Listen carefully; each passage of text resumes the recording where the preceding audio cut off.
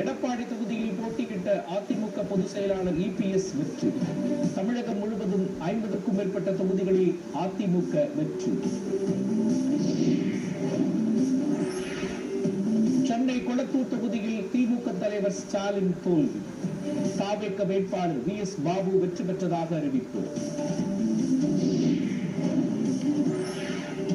காரைக்குடி தொகுதியில் போட்டியிட்ட நாம் தமிழர் கட்சியின் தலைமை ஒருங்கிணைப்பாளர் சீமான் தோல்வி.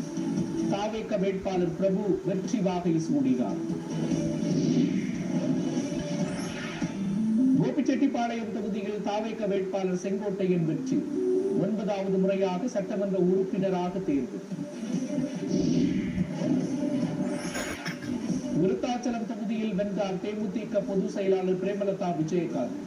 விருதுநகர் தொகுதியில் போட்டியிட்ட விஜய பிரபாகரன் தோல்வியை தழுவினார்.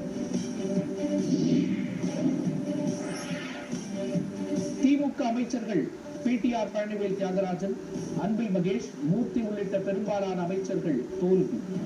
உதயநிதி ஸ்டாலின், சேகர் பாபு ஆகியோர் வெற்றி.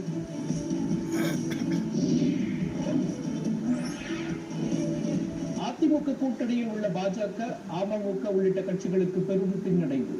நயினா நாகேந்திரன், தமிழிசை சவுந்தரராஜன், எல் முருகன் ஆகியோர் தோல்வி.